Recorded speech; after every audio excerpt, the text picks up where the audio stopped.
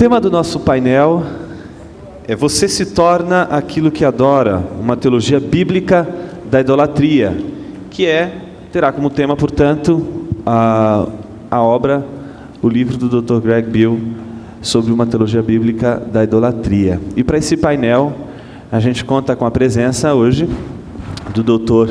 Mauro Meister. Ele é diretor e coordenador do Centro de Pós-Graduação Andrew Jumper. Então seja muito bem-vindo. A gente também conta com a presença do professor Franklin Ferreira, que é diretor também de um seminário, o Seminário Martin Bucer, onde eu tenho também a alegria de lecionar. E também esteve conosco ontem na palestra, na segunda plenária. E também o Dr. Greg Beale, que está conosco durante essa semana, durante essa conferência, trazendo as palestras e as plenárias para o nosso congresso. Eu queria começar esse nosso painel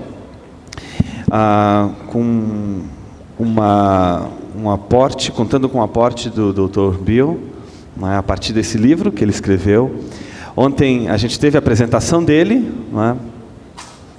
e em um determinado momento o Dr. Beale ele teve que se conter e dizer: eu vou parar por aqui, porque enfim, senão eu vou pregar. Dr. Beale, o senhor não precisa se conter agora, o senhor pode ficar à vontade para falar do livro, mesmo porque essa empolgação que o senhor sentiu para pregar é a mesma empolgação que a gente sente quando lê esse livro. Esse foi uma das experiências mais interessantes de leitura sobre a questão da idolatria. E eu confesso que o capítulo 2, em especial, que vai ser talvez o grande tema aqui, que é a exposição que o senhor fez sobre Isaías 6, eu particularmente, me perdoe ser tão laudatório, considerei espetacular. E eu gostaria muito que esse painel a gente pudesse dedicar um pouco a essa exposição que o senhor fez. Em especial, aquele trecho que o senhor comenta de Isaías 6, versículos 8, 9 e 10. Então, Isaías 6, 8, 9 e 10, que diz assim: Depois disso, ouvi a voz do Senhor que dizia: A quem enviarei? Quem irá por nós? Eu disse: Aqui estou eu, envia-me. Ele então disse: Vai e dize a este povo: Ouvindo ouvireis e nunca entendereis, e vendo vereis e jamais percebereis.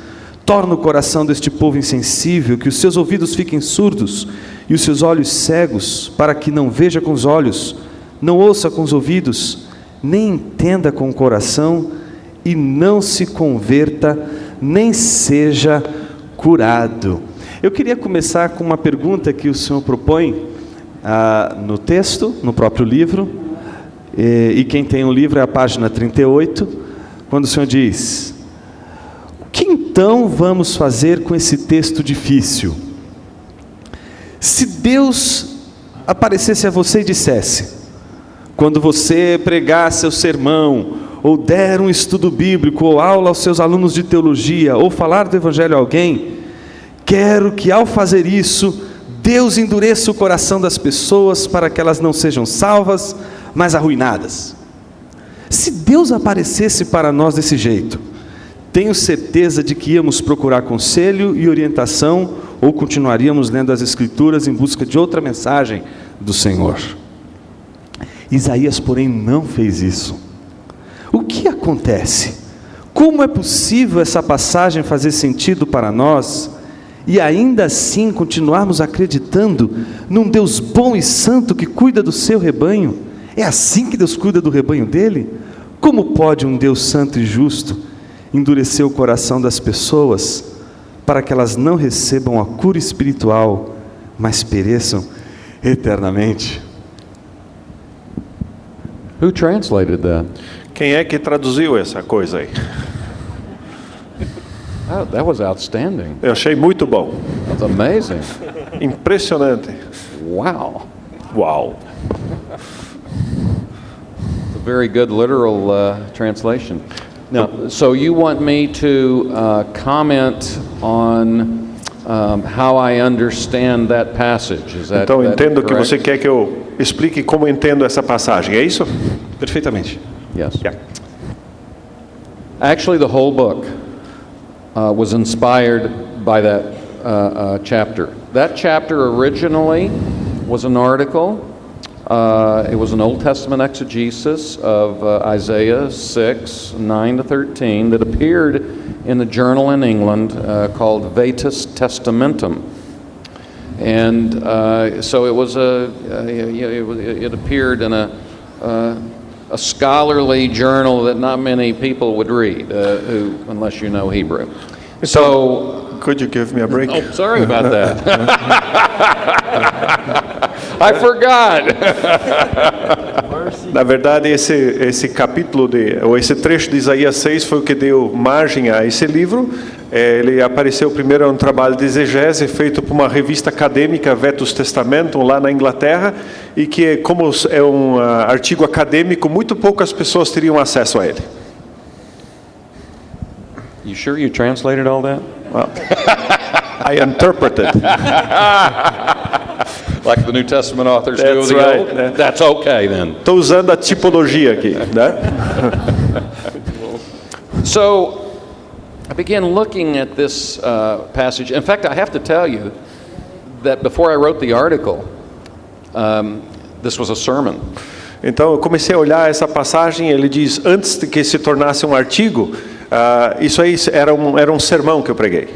And when I found that no one had actually argued this, I thought, well, maybe I should, write an article. E depois que eu descobri que não tinha ninguém que tinha comentado efetivamente sobre esse texto, eu digo, olha, talvez tenha que escrever um artigo a respeito.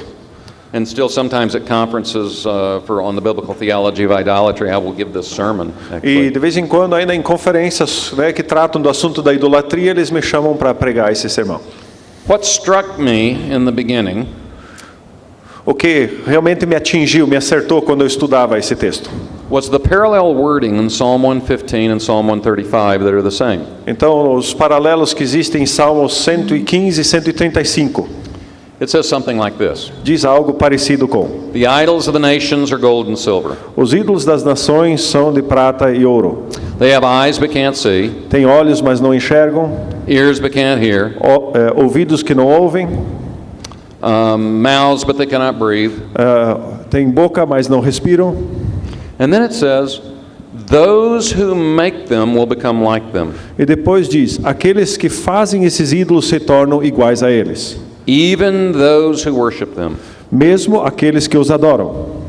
So Psalm 115 and 135 really is what my whole book is about. Então, o Salmo 115 e 135 realmente é o tema do que eu trato aí.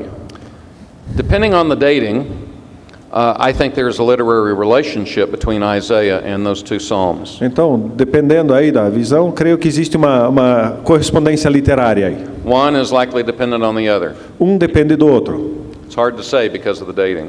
Nós não sabemos exatamente, né, da data que um foi escrito para saber quem depende de quem. But since I became convinced that they are literarily connected, Mas, dado o fato que eu estou convencido que existe uma conexão literária entre eles, I became convinced that they were conceptually connected. me convenci que eles estão conceitualmente conectados. And especially as I looked at the context of Isaiah throughout the whole book and in the nearby context, I E quando eu- became more convinced of the same concept. E quando eu olho o contexto dessa passagem de Isaías, do capítulo e do livro como um todo, fiquei mais convencido dessa ligação com esses salmos. So when Isaiah 6, 9, and 10 says they have eyes but can't see, ears but can't hear, a heart but can't understand, E quando então Isaías 6, 9 e 10 diz que eles têm ouvidos, mas não ouvem, né, um coração que não entende, formerly I had always taken this as that they were becoming spiritually dead. então eu sempre entendi que isso aí tinha uma implicação de que eles estavam se tornando espiritualmente mortos. That wasn't a wrong idea, Não era uma ideia errônea, but the point was they were becoming as spiritually lifeless as the idols that they were worshiping. mas a ideia central é que eles estão se tornando espiritualmente sem vida, tal como os ídolos que adoram. And indeed, if you read chapters 1 to 5 of Isaiah, E se você então lê os capítulos 1 a 5 de Isaías, Idolatry is one of the problems. dos problemas que aparecem lá é a idolatria. Even the end of chapter 1 already anticipates. Mesmo o final do capítulo 1 já antecipa o que vem. It says that Israel will be like, they'll worship the terebinths and the oak trees. Então eles vão adorar, os israelitas vão adorar os terebintos e as árvores. And they will become as spiritually dry as those trees. E vão se tornar espiritualmente áridos ou secos como aquelas árvores. As trees are separated from water. Assim como as árvores, né, quando são separadas da água. And then it says they will both burn. E diz depois que ambos queimarão. See, Israel had these cultic gardens. Então Israel tinha esses jardins culticos ou destinados ao culto aos ídolos. And Isaiah 1 is saying if you commit yourself to these old trees, e então Isaías está dizendo, se vocês se comprometem com essas árvores antigas já, in which they believed the spirit of God dwelt, onde se cria que habitavam os espíritos dos deuses, you will become as lifeless as those trees are when they become dead. E vocês vão se tornar sem vida, se tornar secos, né? Igual essas árvores que secam quando são separadas da água. And so to have eyes and not see, ears and not hear, heart and not understand. Então ter olhos que não enxergam, ouvidos que não ouvem e coração que não compreende, is to become as lifeless as the idols who have eyes but can't see and ears but can't hear. Então é se tornar sem vida como os ídolos, né? Que têm olhos mas não enxergam e assim por diante. And so I don't think God was just I don't think Isaiah 6 and this punishment is a lightning out of the blue. Então não creio que Isaías 6 é como raio que sai do nada. But this is a time after many generations in which Israel, even since the golden calf, had worshipped idols, had not repented, and now a point is coming redemptive historically in Isaiah's ministry. Então isso é uma continuação desde o Êxodo, quando eles adoram o bezerro de ouro, que continua por séculos. E agora nós temos uma intervenção, uma situação específica aqui a que Isaías se refere. That God is going to do perhaps more climactically than he had ever done. Então Deus vai atuar de uma forma mais crucial, mais culminante do que em outros trechos. To punish Israel by means of its own sin. Então vai punir Israel pelos seus próprios pecados. In the Old Testament, that's called a lex talionis punishment. Então, no Antigo Testamento se chama o castigo da lex talionis, a lei do talão. Punished in the same manner as you sinned. Você será castigado no mesmo jeito, na proporção que você cometeu. You like idols? Gosta de ídolos? Okay, I'm going to make you love them even more and become just as lifeless as they are. Vou tornar que vocês gostem cada vez mais deles e se tornem tão sem vida quanto eles. And the surprising thing that I found in this passage, E o que é surpreendente que eu encontrei nessa passagem, well, maybe before I hit that point, let me just tell you what I think the main idea of Isaiah 6, 9 to 13 is this. ou antes disso, a ideia central de Isaías 6, de 9 a 13 é: This is my exegetical and homiletical idea. então a minha ideia exegética e homilética. What you revere, you resemble, O que você reverencia, você se torna parecido, either for ruin or restoration. ou para ruína ou para restauração. Israel revered her idols, Israel reverenciava seus ídolos became like them, e se tornou como eles, and they were ruined. e acabaram em ruína. The faithful remnant in Israel O remanescente fiel em Israel, no entanto, revered God reverenciou a Deus and became like him, e se tornou como ele, and were restored and blessed. e foram restaurados e abençoados. Now, what was surprising to me is to look at chapter 6 and verse 13, Então o que me surpreendeu foi ler o capítulo 6, versículo 13, which says, Yet there will be a 10th portion in Israel. diz, haverá décima parte em Israel, Israel will return, Israel retornará, and it will be subject to burning, e será sujeito a queimar, será queimado, like a terebinth or an oak, como o terebinto. whose stump remains when it is felled. Eu não consigo ouvir aqui. Né? Ok, árvores. Né? The holy seed is its stump. A semente sagrada é o toco que ficou. Most scholars, non-evangelical and evangelical, take the statement that the holy seed is its stump as a positive statement. A maior parte dos estudiosos entende que esse esse toco, que é semente sagrada, é uma afirmação positiva. It refers to the remnant returning from captivity. Que se refere então ao retorno do remanescente do cativeiro. And they say, well, this is the faithful remnant. Então dizendo, olha, esse é o remanescente fiel. But actually, verse 13 is continuing the idolatry imagery. Mas na verdade, o versículo 13 continua a imagem da idolatria. For example, in verse 13, when it says, Israel will be subject to burning like a terebinth or an oak. Então, quando está falando que Israel será sujeito a queimar como terebinto, that's taken directly out of Isaiah 1:29. Isso é tirado diretamente de Isaías 1:29, which they become like their terebinths and oaks that they worship. Onde diz que eles se tornarão como seus terebintos e os carvalhos que eles adoram. And were burned. E foram queimados. And in fact, when it says a stump remains and the holy seed is its stump, e quando diz então fica essa semente, esse toco, né, que é a semente sagrada ou santa, the word stump in Hebrew is pronounced matzebet. E a palavra toco em hebraico é pronunciado como ele fez. Matzebet. É isso aí. So that word, if you do a word study on it in Hebrew, se fizer estudo da palavra no hebraico, sometimes it can refer to neutral or good things. Às vezes tem um sentido neutro ou até positivo. Most of the uses, however, refer to an idol. Mas a maior parte dos usos dessa palavra se refere a um ídolo. This would be the only place where stump would be a completely positive reference for the nation. Essa seria a única referência possível onde esse toco seria uma referência positiva à nação de Israel. So I think the text is saying the remnant coming back from exile. Então está falando do remanescente que volta do êxodo ou do exílio, desculpa. Will be just as idolatrous as before they went into exile. Então será tão idólatra como antes de ir para o exílio.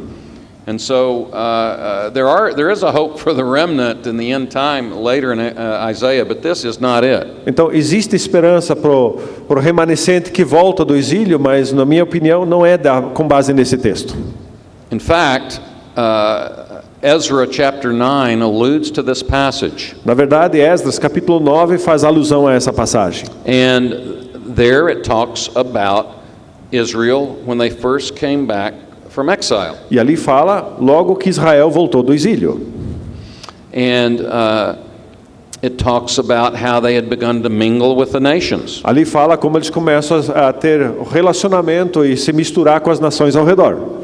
And adopted the abominations of the nations. E adotaram as abominações das nações. Of the Canaanites, the Hittites, the Perizzites. Dos cananeus, dos hetitas e assim por diante. Idolatry. Idolatria.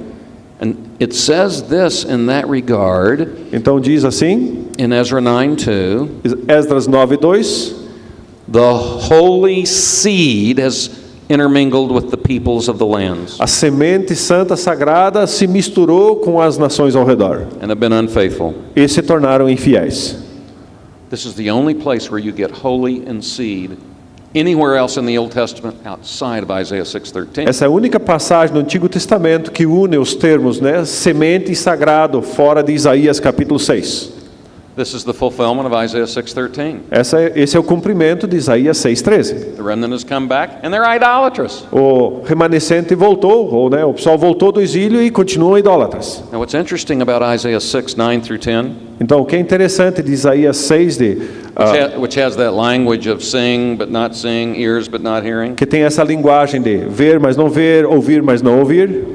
That's quoted at crucial turning points in Matthew, Mark, Luke, John and the book of Acts. Então essa passagem ela aparece em períodos cruciais de todos os evangelhos e além disso em Atos ainda.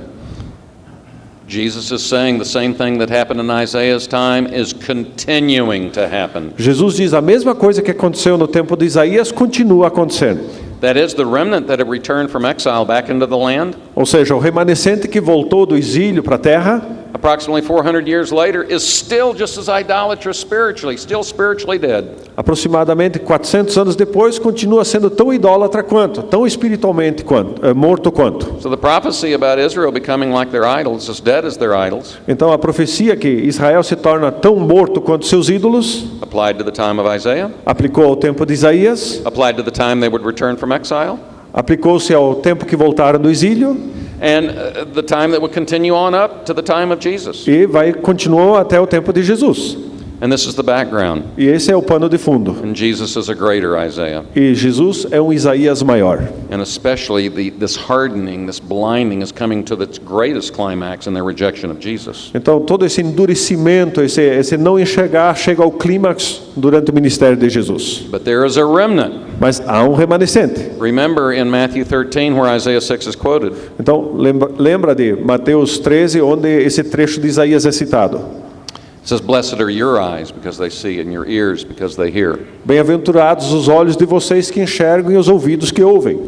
So those who revere Christ and the Lord Aqueles que reverenciam a Cristo e o Senhor become like the Lord, se tornam como o Senhor, reflect His image, refletem sua imagem and are blessed. e são abençoados. Those who revere idols are dead traditions, as in the time of Jesus. Aqueles que reverenciam ídolos são aqueles que reverenciam as tradições mortas, como no tempo de Jesus.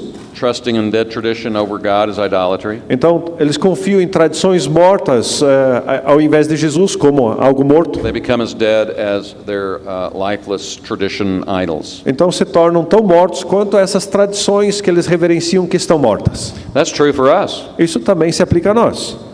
Whatever we commit ourselves to that's not God. Aquilo que nós nos devotamos que não é Deus, Anything that we commit ourselves to that is not God qualquer coisa a que nos devotamos que não seja Deus, is part of this creation é parte da criação and is spiritually dead. e é espiritualmente morto. We become like it. Nós nos tornamos igual a, We become spiritually dead. nos tornamos espiritualmente mortos. Only committing ourselves to the life-giving image of God in Somente se Christ nós nos devotamos a essa imagem que traz vida de Deus, do we resemble that life-giving image nós podemos nos tornar parecidos com essa imagem que traz vida and reflect Christ and God's glory. e refletimos a Cristo para a glória de Deus. As I said the other day, I better stop or I'm going to preach a sermon. Como eu falei ontem, é necessário parar, senão começa a pregar. Como se não fosse, né?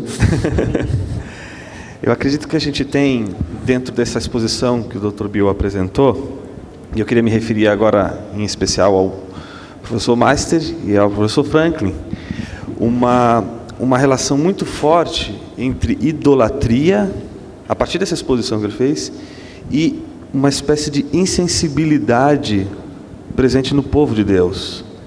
Isso é interessante, primeiro porque a idolatria, ela nessa exposição toda, e no livro isso fica muito claro, ela não é um problema dos povos pagãos, ela é um problema do povo de Deus. O mandamento que foi feito para o povo de Deus, e uma palavra que foi entregue para o povo de Deus, ou seja, a gente não pode dizer que idolatria não tem nada a ver com o povo de Deus, tem muito a ver com o povo de Deus.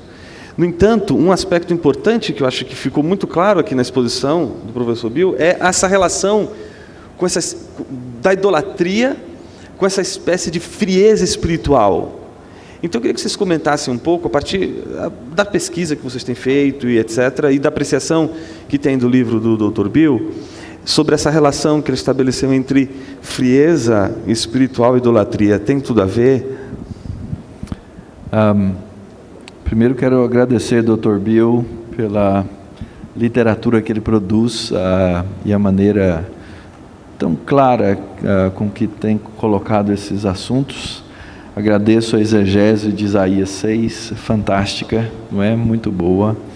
E o que eu gostaria de refletir nesse tema um pouquinho, Jonas, sobre o que eu acredito que nós precisamos entender para refletir sobre o tema, é primeiro pensarmos sobre a origem da idolatria, não é?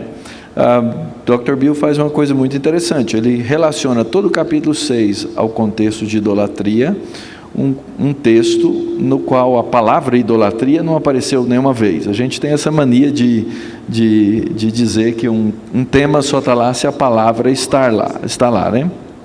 Então, lá não aparece a palavra idolatria, mas o tema idolatria está presente.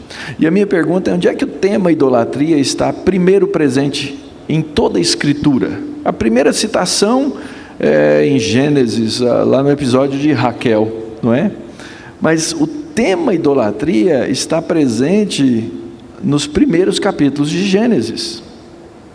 Quem explica isso para nós é o apóstolo Paulo, capítulo 1 de Romanos, quando ele nos aponta de maneira clara que lá, ainda dentro do paraíso, o povo de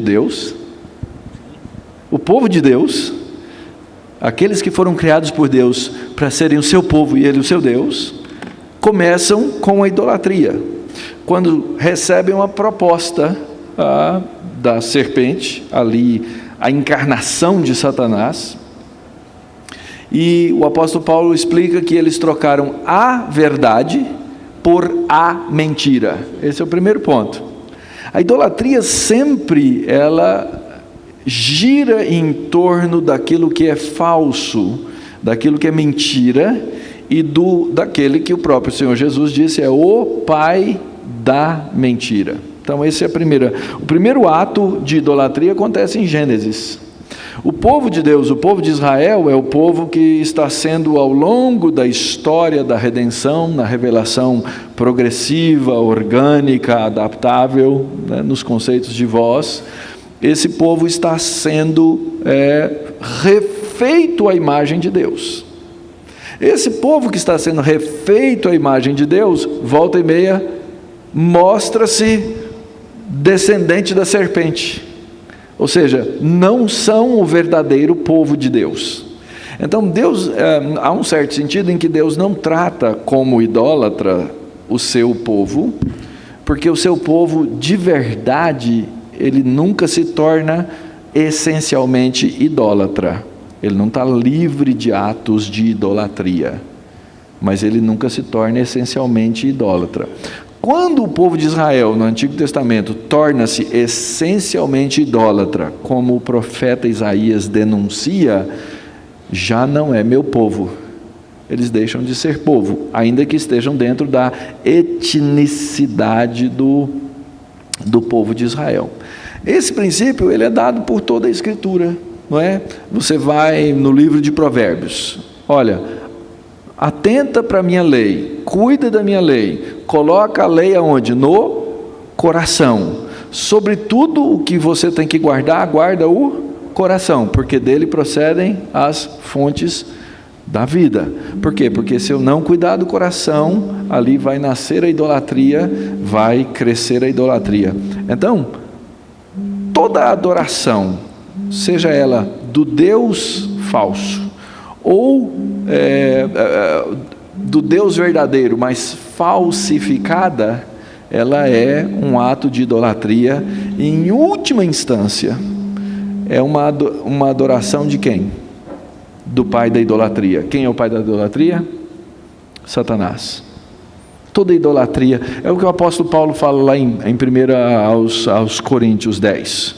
O que está por trás do ídolo? São os demônios. São os demônios.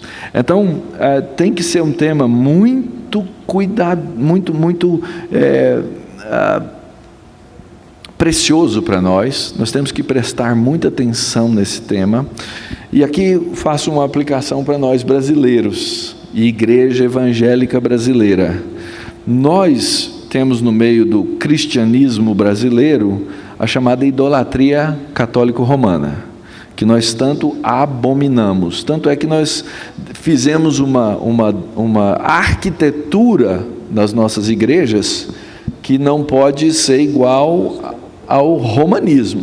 Então, você vai numa igreja brasileira, ela tem que ser branquinha, não é? Ela não pode ter nenhuma pintura, nada, porque até a cruz é algo, né, que não deve ser colocado. Por quê? Porque a gente morre de medo de dar a aparência da idolatria. Entretanto, isso cria a falsa impressão nesse povo de Deus que somos nós, de que nós não somos idólatras. E, na verdade, a idolatria, essencialmente, quando ela se manifesta na forma de um ídolo, ela é uma expressão do coração. E aí então nós vamos vivendo como se idólatras não fôssemos. Fui uma vez dar aula na Ucrânia, e naquela época ainda não tinha telefone com câmera fotográfica, nada. Então eu me lembro, eu levei um albinho daqueles, você ia lá na foto, eles colocavam aquelas fotos dentro do álbum, né? Alguns aqui acho que nunca viram isso. E aí nós chegamos, eu cheguei lá com o livro de fotos da minha igreja, aqui em São Paulo, e a primeira coisa que eles perguntaram assim, mas por que as paredes da sua igreja são todas brancas? Porque a igreja lá era uma igreja batista, era muito bonita, pintada de azul, com afrescos, um lugar muito gostoso. E as pessoas, e aquilo caiu a minha ficha. Eu falei, nós temos medo da idolatria, mas é só um medo externo. A idolatria do coração, a gente continua alimentando ao longo da história. É por isso que a igreja evangélica encontra-se no estado que encontra-se aqui e em outros lugares. Porque no meio desse povo que nós chamamos povo de Deus, mesmo nesse período no qual nós vivemos, existe muita idolatria, que é a idolatria do coração. E a idolatria do coração é a adoração a Satanás. Interessante essa questão que o Meister levantou, Franklin, desse aspecto iconoclasta da igreja, na sua história mesmo, até no seu contexto histórico. Pensando nessa questão da idolatria, que foi levantada já pela exposição de Isaías 6 e pelos aportes que o professor Meister fez, como você vê isso na tradição da igreja, na própria história da igreja, ou em algum aspecto, em algum ponto dos pais da igreja, em que essa questão ela é levantada, até mesmo em relação ao limite entre a iconoclastia, não é, e a representação artística ou a representação simbólica dos símbolos da fé, né, dos artigos de fé, né?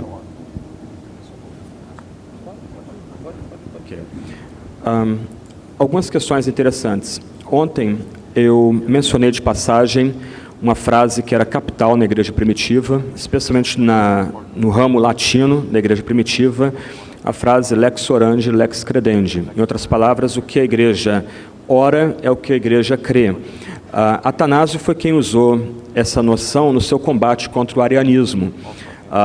Naquela época, século IV, surgiu em setores da igreja no Egito, especialmente, mas também na Palestina, uma noção muito simplificada da fé cristã. A noção é que Jesus não seria Deus, junto com o Pai, ele seria uma espécie de primeira criatura. Quem já topou com o testemunho de Jeová deve já ter interagido com uma posição muito similar a essa. Ela não é uma posição apenas de um museu do passado, mas é uma posição muito presente aqui em nosso meio. Atanásio era brilhante, em muitos aspectos, e o brilhantismo dele também estava na capacidade dele de dialogar com a comunidade, com a igreja. Então, a partir da noção do lex credendi, lex orandi, ele levantou, ou ele elaborou dois tipos de silogismo. A igreja sempre adorou a Jesus, desde os primórdios. Se Jesus não é Deus, o que a igreja estava prestando, então, também no Egito, no século IV, era idolatria.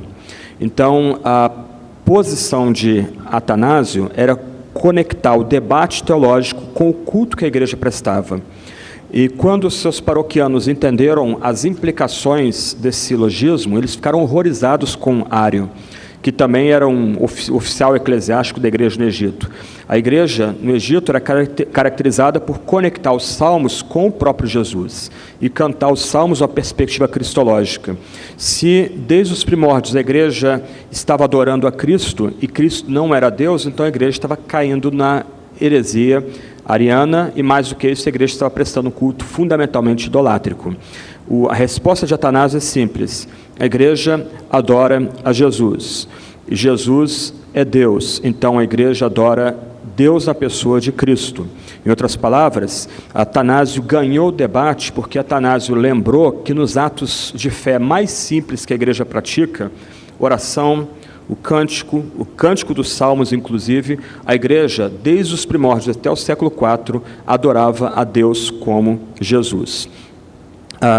Essa questão lembra que idolatria é algo muito sutil. Eu sou reformado. Como reformado, eu entendo que há uma continuidade entre o Antigo e o Novo Testamento mais acentuada. Então, eu entendo que o pacto sinaítico, especialmente nas 10 palavras, os 10 mandamentos, ele tem validade permanente. E o pacto do Sinai começa com uma afirmação, um prólogo muito forte. Eu sou o Senhor vosso Deus, que vos tirou da terra do Egito. Então, o pacto é dado num âmbito gracioso, onde o sucerano, o Senhor, Yahvé, ele, como aquele rei cósmico, libertou o povo, e agora o povo se coloca numa posição de vassalagem. Ligado ao prólogo, você tem o primeiro mandamento: não terás outros deuses diante de mim. E o primeiro mandamento é um axioma, é um pressuposto teológico fundamental. Nesse sentido, nós somos chamados, domingo após domingo, a prestar culto ao Deus vivo. Se nós cantamos músicas que resumem Deus a uma mera energia impessoal, se nós prestamos culto com algum tipo de reserva mental sobre quem Ele é, como Pai, Filho e Espírito Santo, irmãos, nós estamos prestando um culto idolátrico, um culto que é desprezado pelo próprio Deus. Se nós prestamos um culto onde não há quebrantamento, e a gente pode lembrar das exortações de Amós, em Amós 4 e 5, nós prestamos um culto que é rejeitado pelo próprio Deus. Pastores são teólogos, devem ser teólogos. Pastores estão na linha de frente da teologia, não somos nós da academia que estamos na linha de frente, são os pastores. Há uma pressão muito forte para tornar o pastor um mero burocrata eclesiástico, para lembrar a fraseologia famosa do Peter Berger, o sociólogo. Mas pastores têm que lutar contra essa tirania da burocracia eclesiástica. Vocês, pastores, são chamados, domingo após domingo, a falar da palavra sagrada e, a partir da palavra sagrada, conectar pessoas com Deus. Como, então, vocês podem ajudar a igreja a lutar contra essa idolatria sempre presente? Para citar um livro famoso, como vocês podem combater a idolatria domingo após domingo? Algumas dicas bem simples aqui. Em vez de vocês entregarem a escolha de músicas para a equipe de louvor na sua igreja, sente com eles. Ajude-os a escolher boas músicas. Nada do tipo rompendo em fé. Tenta fazer uma análise daquela letra. Não dá. Só se Darth Vader fosse nosso Deus, né? Então a gente canta o Imperador Palpatine, né? Então a gente se veste vermelho e celebra. Você pega a letra não diz nada. É uma glossolalia sem sentido, nesse sentido mais crítico aqui. Deus é resumido em uma mera energia. Pensa em letras do tipo, com Jesus no jardim de oração ou tocando nas vestes de Jesus. É um subjetivismo sem sentido. Imagina nós aqui, todos barbados, andando com Jesus num jardim. Do outro lado, pensa em Rude Cruz. Lembra da letra do hino. Pensa em... como é que é o hino? Um hino evangelístico do século XIX. Você pensa aqueles hinos evangelísticos do século XIX que falam de cruz, de fé, de quebrantamento. Esses são hinos objetivos. Então, ajuda as pessoas que mexem com a música na sua igreja a escolher hinos que destaquem criação, queda, cruz, redenção, ressurreição, novos céus, nova terra. Ajude-as a ganhar o sabor das boas letras. A questão aqui não é de melodia. A melodia, em alguma medida, é indiferente. Mas ajude-os a valorizar boas letras. O Nelson Bomilcar tem me conectado com a minha época de adolescência, músicas aqui que eu escutava 20 anos atrás, 30 anos atrás. Músicas muito boas, músicas que não mercadejam a fé. Então ajude as pessoas que mexem com música, não de forma impositiva, mas dialogal, a ter esse sabor pelas boas letras, porque o que a gente canta é o que a gente crê. Do outro lado, volta para a boa liturgia. Para mim é especialmente incômodo cultos que tem hora para começar e não tem hora para acabar. Fica de pé, aí canta 10 vezes a mesma música ali, muitas vezes a letra sem sentido. Senta agora, vamos ficar de pé e cantar de novo. Lembra que há uma boa liturgia.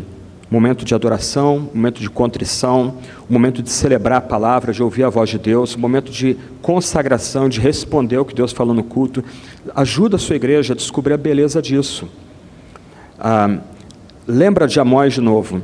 Amós capítulo 4, capítulo 5, o culto que é descrito em Amós tem música animada, tem oferta, tem palavra, tem sacrifício, mas Deus despreza aquele culto. porque não há quebrantamento e confissão. Tenta redescobrir momentos de quebrantamento e confissão de pecado no culto. Há que se ter isso. Outra questão, pastores, sejam teólogos. Um exemplo simples aqui. Na chamada ao culto, por que você não bota na transparência os atributos divinos? Na chamada ao culto, você pode começar o seu culto dizendo: quem nós estamos celebrando aqui? A quem prestaremos espetáculo? E esse é um outro ponto importante que a gente aprende com os puritanos. O culto não é Deus desempenhando um espetáculo. E aí a gente sai: hoje não foi legal, podia ser melhor, vou na igreja de fulano que lá tem espetáculo. Não, o culto é um espetáculo que nós oferecemos para Deus. Quem é o Deus que nós adoramos? Começa assim o seu culto. Aí você bota na transparência só os atributos. Você não precisa explicar ou pregar. Deus é santo. Deus é justo. Deus é reto. Deus é íntegro. Deus é ira santa contra o pecado. Deus é onipotente, onipresente, onisciente. Deus é infinito. Deus é imortal. Usa a linguagem bíblica. Deus habita na luz inacessível, posto que nenhum olho pode vê-lo. Deus é amoroso. Deus é bondoso. Deus é benigno. Deus é gracioso, Deus é misericordioso, Deus é o Deus do amor fiel, o amor de aliança, o amor inquebrantável. Eu garanto o seguinte: a mera leitura desses atributos, dessas qualidades do nosso Deus, já vão balizar o seu culto. Já vão levantar o coração das pessoas para o que elas estão fazendo ali. São atitudes simples, ações simples, nada espetacular, nada que vai ganhar manchete, mas são ações simples em que o pastor valoriza a sua formação num seminário teológico, valoriza o seu chamado para ser aquele que pensa Deus na comunidade, mas que já norteia o tipo de culto, o tipo de celebração que é feita naquela comunidade. Uma última palavrinha aqui. Foi mal. E eu encerro aqui. Ontem eu falei de liberais, teólogos liberais, a junção que algumas vezes acontece entre teólogos liberais e marxistas. Eles olham um momento como esse aqui e dizem: aquilo ali não serve para o Brasil, a Vida Nova é uma editora americana, você tem um monte de branquelos ali, todos de olhos claros, aquilo ali não é teologia para o Brasil. Mas eu estou falando de Atanásio aqui. Se o irmão termina o seu culto com a bênção apostólica, despedindo sua igreja em nome do Filho, do Pai e do Espírito, como está em 2 Coríntios 13:13, isso se deve a Atanásio. Se você batiza os membros da sua igreja, homens e mulheres, em nome do Pai, do Filho e do Espírito, isso se deve a Atanásio.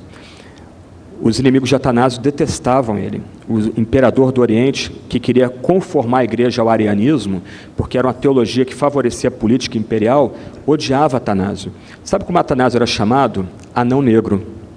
Ele era copta, ele era egípcio.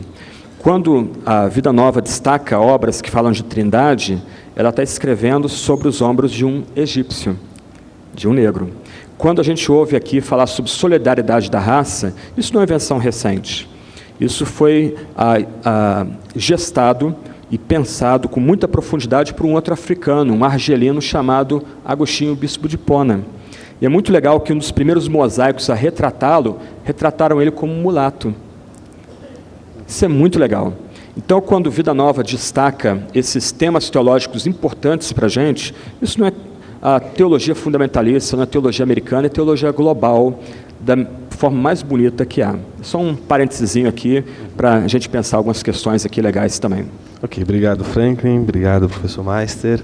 Dr. Bill, voltando ainda a essa interpretação de Isaías 6, até retomando uma coisa que o senhor já considerou aqui, o senhor diz o seguinte: o problema de Israel era a adoração de ídolos.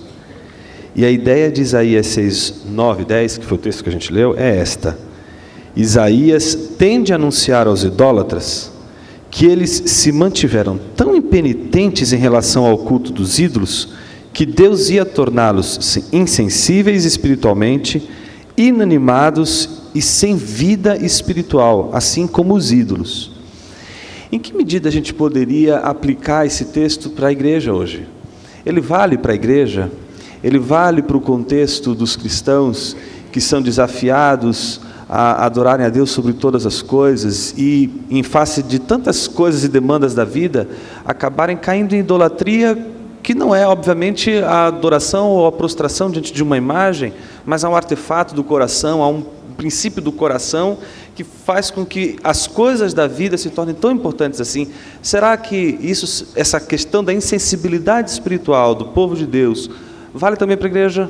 Vale para a gente? Vale para o nosso tempo? Como o senhor vê isso? Well, thank you for that easy question. Obrigado pela pergunta fácil. First of all, there's a redemptive historical uniqueness Então existe uma singularidade redentiva histórica aqui. in this becoming like your idols. Israel's becoming like her idols began at the golden calf. Então esse Israel se tornar igual aos ídolos iniciou lá no bezerro de ouro, no Êxodo. It reached a significant escalation in Isaiah's time, Então ela escalou, chegou a um nível bem mais alto, né, culminante no tempo de Isaías, and in the return from exile and throughout the intertestamental time, e também, né, na volta do exílio e o período intertestamentário, on into Jesus' time. e até o tempo de Jesus. And so there's a uniqueness in which this reached its most significant climax in the rejection of Jesus. Então há um aspecto singular nisso, que ele chega ao ponto culminante na rejeição a Jesus. And yet there has always been No entanto, sempre tem havido a visible and invisible covenant community uma comunidade, né, da aliança visível e invisível, in the Old Testament and on into the New. tanto do Antigo para dentro do Novo. Whether one's a Baptist or a Presbyterian, ultimately we all agree to some form of that. Então, se você é batista ou presbiteriano, acabamos concordando com alguma forma dessa continuidade. Now, Paul can say in 2 Corinthians 1, E Paulo pode dizer em 1 Coríntios 1, or perhaps it's the end of 2, talvez o final do capítulo 2, that his preaching is an aroma of life to life for some, 2 Coríntios. Então, que essa pregação é um aroma de vida para um and death to others. e morte para outros. So there you have this dual element, and I think that to a significant degree that includes not just evangelization but preaching. Então, tem os dois aspectos, e eu creio que isso não se refere somente a evangelismo, mas também a nossa pregação. It makes preaching a very significant and sobering task. Isso torna a pregação algo muito importante e também nos deixa assim pensativos. É uma atividade sóbria que a gente tem que levar em consideração. Of course, as we preach God's word, it has the role of comforting the afflicted Então nós pregamos a palavra, que tem a função de confortar os aflitos and afflicting the comfortable, e afligir os que estão confortáveis, those who may be lapsing into idolatry. aqueles que talvez estejam escorregando para a idolatria. Now, a more direct answer to your question in relation organically to Isaiah 6 and the community of faith today Então, tentando responder mais diretamente a pergunta, essa ligação orgânica de Isaías 6 com a realidade nossa atual, it is interesting that at the end of each of the 7 letters in Revelation, é interessante que no final de cada uma das 7 igrejas no Apocalipse, we have the same refrain: nós temos o mesmo refrão. He who has an ear, let him hear what the Spirit says to the churches. Aquele que tem ouvidos, ouça o que o Espírito diz às igrejas. That's the same refrain that Jesus introduces and concludes as Isaiah 6 quotation in Matthew 23, Esse é o mesmo refrão que Jesus usa quando cita essa passagem de Isaías, which itself is based on the end of Ezekiel 3, which is referring back to Isaiah 6. Então, isso é a mesma referência a Ezequiel 3, que outra vez faz uma referência para trás a Isaías 6. The references in Revelation go back to Jesus' statement and Isaiah, Então, as referências no livro do Apocalipse voltam à referência de Jesus e ao livro de Isaías. but now there's a positive turn. Mas agora existe uma virada, um elemento positivo. He who has an ear, let him hear. Aquele que tem ouvidos, ouça. Of course, that, in the redemptive historical context, No contexto histórico redentivo, that means that the ones who don't hear significa que aqueles que não ouvem, have ears, but they don't hear spiritually. eles têm ouvidos, mas não ouvem espiritualmente. Have eyes, but they can't see. Têm olhos, mas não enxergam. And here's the point. E aqui está o elemento central. John is writing to the churches, João escreve para as igrejas. and he sees that this principle is still at work in the churches. Ele vê que esse princípio ainda está atuando nas igrejas. There are some who will respond, and they'll be among the blessed of Matthew 13. Aqueles que respondem serão vão fazer parte daqueles que são abençoados em Mateus 13. There will be others who are idolatrous and will not hear. Há aqueles também que são idólatras e não vão ouvir. Now, of course, it's my view that all of us, to one degree or another, since we're not perfectly sanctified, Então, eu creio que acontece com todos nós, dado que não somos completamente santificados, there's some degree of idolatry in us. há certo nível de idolatria dentro de nós. Sanctification is becoming more conformed to Christ and not to the world. Santificação significa se tornar mais parecido com a imagem de Cristo e não do mundo, That is the images of the world. as imagens do mundo. In fact, Romans 12:1 and 2 is about idolatry. Na verdade, Romanos 12, 1 e 2 se refere à idolatria. Don't be conformed to the world, but be transformed by the renewing of your mind. Não sejam conformados ao presente mundo, mas sejam transformados. So this is why in the book of Revelation, in fact, it's a little sobering to think about the book of Revelation. Então, é sóbrio pensar no livro do Apocalipse nesse sentido. The seven letters give us a picture of the church universal. As 7 cartas nos dão uma visão da Igreja Universal. The first church is on the verge of losing its identity, Ephesus. A Igreja de Éfeso, a primeira carta, a igreja está prestes a perder sua identidade. If they don't repent, their lampstand will be removed. Se eles não se arrependerem, o candelabro será removido, será That is, they derrubado. won't be called a witnessing church for Christ. Não será mais uma igreja testemunhadora acerca de Cristo. The seventh letter is even worse. A última carta é ainda pior. Christ is about to spit Laodicea out. Cristo está a ponto de cuspir ou vomitar fora Laodiceia. The second and sixth churches have no accusation against them. A segunda e a sexta igreja não há acusação contra elas. And then the middle churches, 3, 4, and 5, have serious problems. E as igrejas 3, 4 e 5 têm problemas sérios dentro delas. And what are those problems? E quais são os problemas? If you look carefully, even at the letters, but later in the book, E olhe cuidadosamente para as cartas e mesmo no restante do livro. problems are predominantly idolatry. O problema predominante é a idolatria. John is writing because of the occasion of false teaching and idolatry in the churches. João está escrevendo por causa do problema da idolatria, do ensinamento falso nas igrejas. I wrote a long commentary on Revelation. Eu escrevi um comentário extenso sobre. It took me 8 years to write it. Me levou 8 anos para escrevê-lo. At the very end, I was doing chapter 22. Lá bem nos finalmente, quando eu escrevia sobre o capítulo 22. And it struck me between the eyes. E me acertou bem no meio. The judgments in Revelation were focused on pseudo-believers in the church. Então os julgamentos são lançados sobre os pseudo-cristãos na igreja. And while unbelievers outside the church would suffer those judgments, Mesmo que os as pessoas fora da igreja sofreriam esses julgamentos. the focus is on idolatrous traitors within the covenant community. O foco está sobre os cristãos idólatras, ou aqueles que estão dentro dessa comunidade da aliança, estão lá This is dentro. why in chapter 13, when it talks about those who follow the beast, E por isso no capítulo 13, onde fala daqueles que seguem a besta, all of a sudden you have that alarming statement, "He who has an ear, let him hear." e por isso nesse capítulo você tem de repente essa expressão, aquele que tem ouvidos ouça. And this is why on the heads of those who are not true believers, you have the name of the beast. E por isso na testa daqueles que não são crentes verdadeiros, você tem o número da besta. To identify with a name is to identify with the character. Identificar-se com o nome significa identificar-se com o caráter do mesmo. And this is why in the next few verses of chapter 14, the true redeemed have the name of God and Christ on their head. E por isso, nos versículos seguintes do capítulo 14, os verdadeiramente salvos têm o nome do Salvador, do seu Redentor na testa. Because they've become conformed to the image of Christ and God. Porque eles se tornaram conforme a imagem de Cristo.